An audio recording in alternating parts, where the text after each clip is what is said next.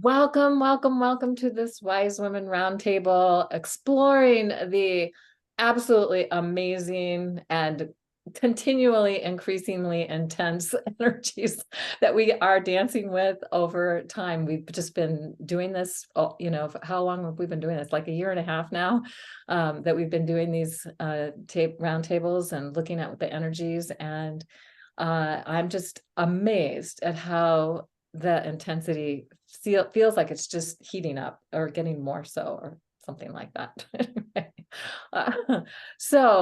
Here we are recording this just a few days before a new moon in Cancer on July 17th. That's going to be out of bounds, another out of bounds. So we had the full moon in June was out of bounds. The new moon in June was out of bounds. The full moon in early July was out of bounds. And now we have this new moon in Cancer out of bounds. Like everything has been outside the boundaries of ordinary reality for the last month and a half or so. It's been wild. And it can only happen in certain time periods when the moon is coming into its 19-year lunar standstill, something we've talked a little bit about before. And if you don't know what that is, I'll put a link to a video that will explain more about it. But it's the time when the moon in certain signs, when it's in Sagittarius, Capricorn, or Gemini, Cancer, goes outside the boundaries of the sun. So we go outside of ordinary reality.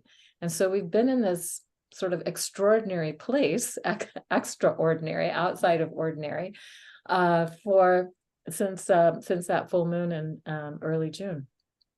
And then the other thing that's happening with this new moon, also at this out of bounds new moon that's taking place, is that the nodes are moving into Aries for the first time in 18 and a half years.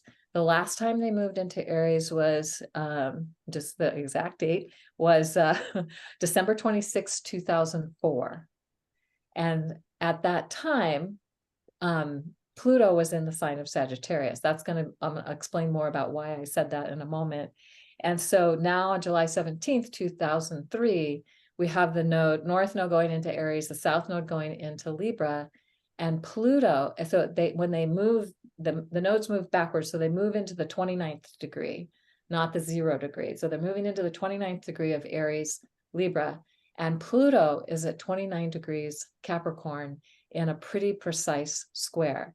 There will be 3 exact, like to the minute squares on July 22nd, July 24th or 5th, and July 28th. It's kind of just hanging out right there in that really precise moment. And it's going to stay very close through the month of August and within 5 degrees until middle of December.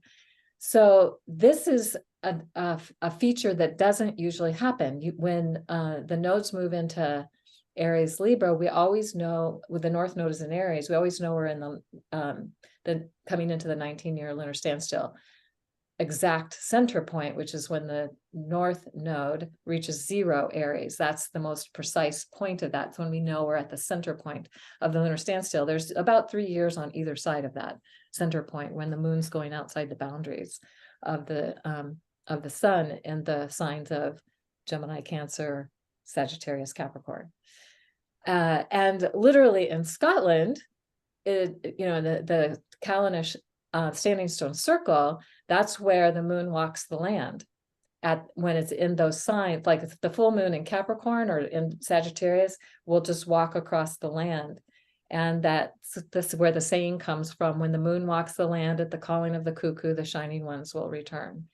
And again, I know I've shared this before, but I was there in 1997.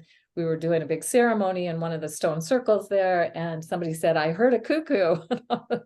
And I was like, oh my God, we're the shining ones. So I feel like some of the intensity of what this is helping us to remember that we're the shining ones. We are coming back at this time. We're waking up and remembering that.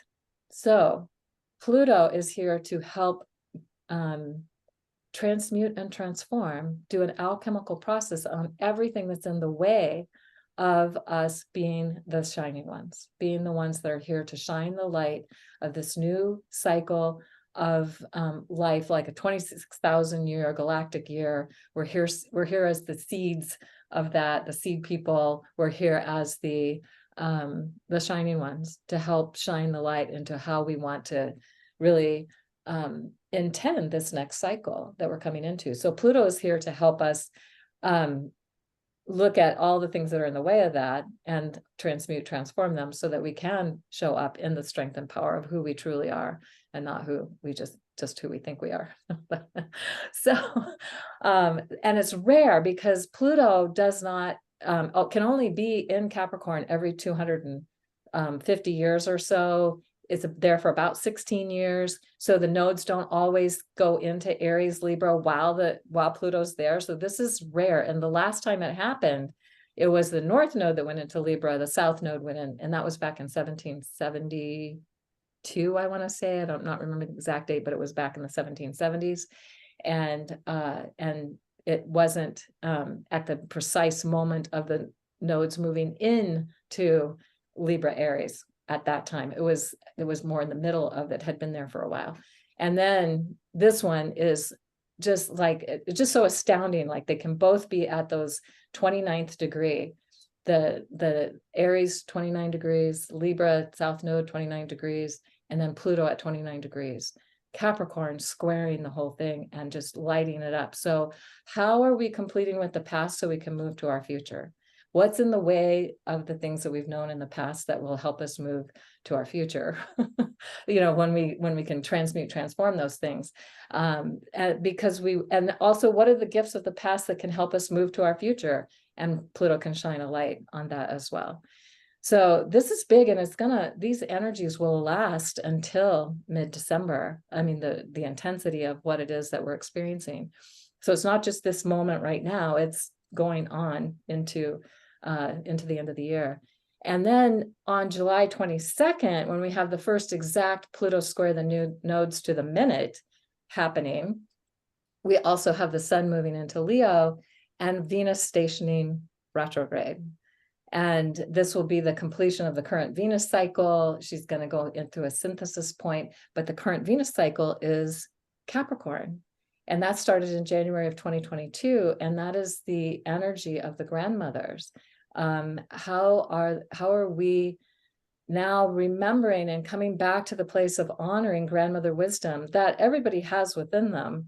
We just often don't remember, or we don't know how to access it. And we also don't have examples of it so much in our culture of how of having grandmothers who are wise and who can be there to help guide and support us. So we're having to bring that back within ourselves to be able to have that experience again. And of course, there are the 13 Indigenous grandmothers, circle of grandmothers that came together, interestingly, in 2004, when the nodes last went into Aries Libra, and at the end of 2004, but they were brought back together. And the prophecy is that when the voices of the grandmothers are heard, that peace will come to the earth again, or that will come back into balance.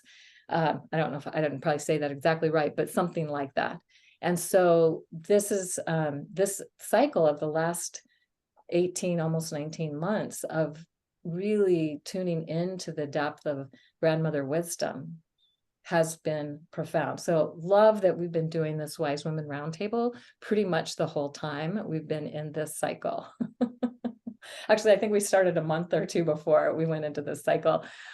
So we're accessing our own wisdom to share with you to help support your process as we're moving through this time. So then a new Venus cycle will start in August. We'll probably do another video before that. So I'm not going to talk about that right now, but just to say that this is Venus is in Leo. She's going retrograde at 28 degrees Leo, within 2 degrees of the star Regulus, the heart star of the lion, and really bringing in the heart energy. So how are we in our sovereignty? How are we loving ourselves? How are we doing that from the pure essence of our heart energy? So those are some things for us to contemplate as we move through this time. And with that, I'm going to turn it over to Sarah to wow us with whatever she's got to say. Thank you, Kaylin. Yeah, I've busy been trying to do maths in my head to work out where I was 18 years ago. It kind of comes at a time in my life when when everything was changing, when I had been through something. I might as well just say what it was. I've been trying to conceive, have a baby with my partner Ian for many, many years, and we finally, there was a miscarriage and all of those things, and I just kind of come to a biological age, I guess. It wasn't really the biological age, but it was the time in my life was like, this is not serving me anymore to be in this energy. I have to drop it. I have to put it down. And it was around that time. So I did, and my life just got so much better because I just let it be. So I kind of feel as if I'm in those sorts of energies again. In is a different script, different story. I actually feel quite excited about the energies. I know they're wild and crazy, and that's not always very comfortable for me, but I can really feel the undercurrent for myself and for people like us, but the kind of people that I work with are healers, often very gentle folk, very who've kind of been the hidden healers, maybe, when what I mean by that is that they haven't fully acknowledged it in themselves because it wasn't safe to, and we've all got those parts in us. So what's been kind of moving through my own system and just watching it and encouraging people to really start to sense that the times are changing, and soon, I don't know when soon will be, there will be a beautiful planet of abundance for us to live in. It might not be next week, or maybe it's already there. Well, it is already there, but maybe I can only speak for myself as a human. I might not be able to fully access it for a while, but I think there's some very amazing times coming. And the two things that I'd really, I guess, like to just share that I hope will be helpful to some people listening is that if you are like me, and I'm sure many people here will be very empathic and very sensitive, and that's just been such a hugely misunderstood way. Those of us who are the shining ones, we probably do feel a lot. We probably do, and we've lived our lives often through kind of there's a lot of merging been happening, which is a way to help others. It's a way to support others. Of course it is, because when we feel understood, there is always a kind of merging that happens, and that's why we feel understood, because that person has, we've come together enough. But I think the time is coming now when we can really start to understand and discern, because sometimes when we over merge and we over feel, it's not good for us as sovereign beings. So just as an example, I don't know if this is quite me, but if I'm somebody that's like so empathic that I'm on 24 hours a day trying to save the whales across in Australia on a subconscious level, that's very my nervous system's not getting a rest. And so there's a time when I think the time is here and coming when we can own our own kind of stitch in the quilt around all of this. So I'm here to do this part. So therefore I can relax around all the things that I'm not here to do and that I can't do. It's okay for me to take some time off. It's okay for me to focus on myself. It's okay for me to have a life outside of my healer self. And there are many, many beautiful essences that can help with that level of sensitivity. And the other one that's kind of like been really coming up for me and people that I work with right now is sort of linked, but we've often felt really, really, really different from everybody else. And as we get older, we feel even more different. And that feeling different was probably there right from when we arrived on this planet. And as children, I don't know if you two were like me, used to talk to flowers in the garden and all that kind of thing. And even now, I speak to many women, usually women, but some men too as well, who are like, my goodness, it's just so, just being able to say, I speak to trees and I speak to flowers, you know, because I can't say that kind of thing. It's just a huge relief to many people when they realize that there are people that totally understand them. And I think the time is coming as well when we're going to be able to start to come back to that spark that we came in with. And then, just as an example, if you are here to talk to trees and flowers, which is part of my path, we're going to be able to feel safe and comfortable with that, and not have to partition ourselves off and go into over pleasing or saying yes to things that we mean no to. All of that stuff, I think, very much stems from that. So this is not a great photograph, but I'm sure the energy will come through to you. It's just sitting on my desk as a reminder for myself. So this is one of the batch essences, and it's called Centauri, Centauri. And essentially, it's the essence for saying no. So if if you have an overextended energy field naturally, let's not try and stop that nature of your energy system, because it's part of who you are. But and I'm saying this for myself and everybody, let's intend that that can stay there, that it can only allow, we can be connected enough to that energy field that we know that there are certain things that might not be good for us, so that there can be a no in the energy field that we're okay with. And I actually have an experience with this essence years ago when I worked in the UK as a receptionist for an amazing Chinese doctor. There was a lady who was really nice, who used to come in for an appointment every week. And she started coming in a half an hour early every week so that she could have a chat. And it wasn't always comfortable for my energy system to have that happen. And one day I used some of this essence, not really because of her. I mean, obviously I was in that zone, so this wasn't about her at all. And actually it was a beautiful gift. And as she came through the door, she came towards the desk to kind of sit down and talk to me. And it was almost as if she hit a field. And she went, "Oh, hello." And we kind of greeted, and she went, "I think today I'll just go and sit down and read a magazine. Is that okay?" And I was like, "Sure." And I was like, wow. So that's how Centauri works.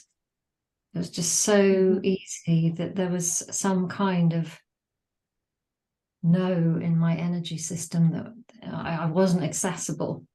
So it was really, really interesting for me. And it showed me again the power of nature and the power of honoring ourselves.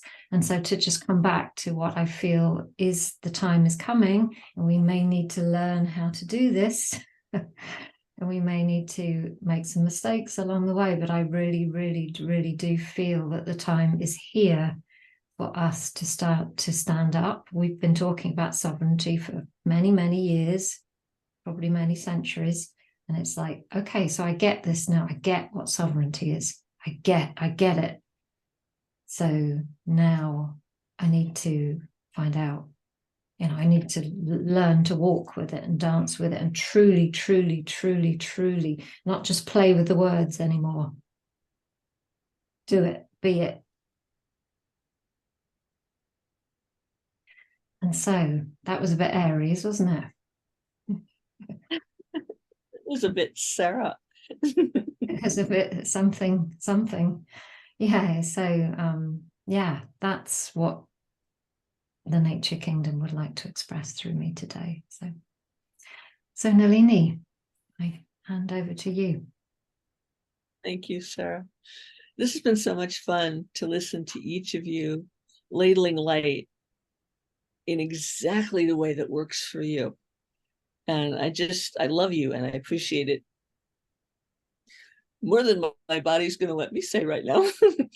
But and it's always fascinating when any of us come together like this. And we did begin this panel, or whatever we want to call it, just before the grandmother energies. But another word for the grandmother energies, as you both mentioned, is that elder wisdom that each being holds, even if they're an infant, even, male, female, none of that matters. We all have it.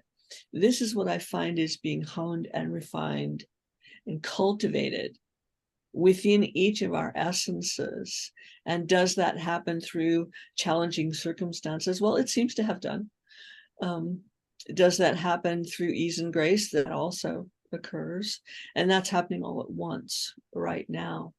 I find it fascinating. I mean, I love the Centauri essence. I don't know if anyone would suspect this of me at this point, but I was one of those very, very empathic, open children who really didn't understand about boundaries. And did I not have them most of the time? Did I not understand the need for them all of the time? Because my awareness was very much in the oneness, in nature, well, nature collaborates and cooperates this way. What is wrong with the bipeds? And I used to get that look that the dogs get sometimes when they go, all the time. And gradually things were explained to me by various teachers, etc. But as we come into our inner elder, our inner teacher, even the teaching word, that archetype, is no longer really appropriate. It's no longer resonates. It's that sovereignty. And I love it that you brought up Centauri, because one of the things I've been studying lately are the dwarf planet and Kuiper belt objects, several of whom are called centaurs. And they all have, each one of those celestial beings has an energy of a particular slice of no. And it very much has to do with what resonates and what doesn't, what's appropriate for the being and what is not. And we all know that. I mean, I know these ladies rather well. And I know that as they were children, they had that no. Now, I did not know them then in the physical, but we can all see that about one another. You knew what resonated with you and what did not. And yet so much of that was subjugated to the right thing, the done thing, etc., what's allowed in the front room. And we knew what was inappropriate for us and what wasn't. And typically, especially for women, also for men, but especially for women, we were conditioned that doesn't matter, your no doesn't matter, your true essence is less important than the done thing. And the done thing all over the planet right now is dissolving, is evaporating, is breaking down, is falling apart. New things are falling together, however we want to see that. And it might not look like it in some cases, because the fist will tighten and then more things slip through the fingers. So it's important to remember about the slipstream, because the fist is only part of a construct, a reality construct that we've all helped to invent. And there's no blame, there's no, buck to pass. This last moon was the buck moon, by the way. The full moon was. There's nothing like that except the acceptance and acknowledgement of responsibility at a sovereign level, at that level that says, this is what's appropriate for this being and this little thread in the quilt that happens to be this body, this incarnation, and it's only one of many. And so all those things that we could climb into, the archetype we could climb into, like one of those big military walking machines, the identity that we could climb into and wear, hey, they're fun. But is that what's real for each of us? And only our source essence, only our sovereignty can answer that question. No one can answer it for us. And also all of those fake personas, the fakeness of us that we've taken on for mostly protection, mostly to hide behind, even if we won't admit that, mostly to be something that we're not, to pretend because that's what the world seems to demand. And it has tended to do that. All of that stuff if we just let it collapse, then the light has room to breathe. You know, the love that we are has room to breathe. It doesn't need to grow. It's everything. It's infant. It's there. What it is demanding at the moment is that it express through every single fractal, every single particle of us, from the quantum level to the most expanded level. You know, every single fractal. You know, I like to think of fractals as paisley. You know, there are the little curlicues and there are the big ones, but it's the same shape, right? And lots of different colors, and it's pretty. So all of that is moving through all of us. That's what nature does. That's what the stars do. That's what the planets do. And we get so focused because we've been taught to, and because it's easier, on the little things, the boxes, that we forget that all of life happens outside the box. And that sovereignty has everything to do with that boxlessness, and everything to do with what is showing up as what we call the unknown. But that elder wisdom, that sovereignty within us, does know. You know, the stars cascade through Kalen, nature wells up through Sarah, and they meet, not necessarily in two people, but as these amazing streams of light. And we all have this within us, and how lucky we are, how fortunate that there are beings who are willing to stand up and express that in their own sovereignty. And we each have that. We each have a piece of that, a stitch in the quilt. And it's time for the gloves to be off. You know, the gag order was repealed at the summer in the Northern Hemisphere, the June solstice of 2011. And you can all argue about the dates if you want to. I don't care. Anyway, the gag order was repealed then, and I remember it. I remember the download from the Syrians coming through, like, the gag order is lifted. And I just rejoiced, even though I had no idea what they were talking about. I mean, I did, but, you know, who knows what that means. And it was like, the truth can be spoken. It can be fully, absolutely embodied and expressed. And we have spent the last, decade or so, as we moved into the cultivating of this wisdom, becoming the oak tree, that we are no longer in acorn status, except that we are, that we're becoming that oak tree that says the oak tree is a host to an entire environment, an entire community. One of the most magical things about it is all the mycelium that just supports it and also lives within it. It's such a synchronistic symbiosis. I said that right, amazing. Anyway, it's all of this collaborative working together. We each have a stitch in the quilt, and we each are the whole thing, but it's also changing and shifting all of the time. So it's a time to honor that as it wells up within Gaia, as it wells up within each of us, as our blood changes, as our physiology changes. And is that going to be a little weird for our minds? Well, it is being, isn't it? But also letting that go and just letting the false pretenses go, and especially the ones that we didn't realize we were holding on to, and we didn't realize were fake. And we just played along with, or rode along with, or did whatever with, just because. But this is the death of the done thing, even though societies need what they need to, manners being one of them, to have things work.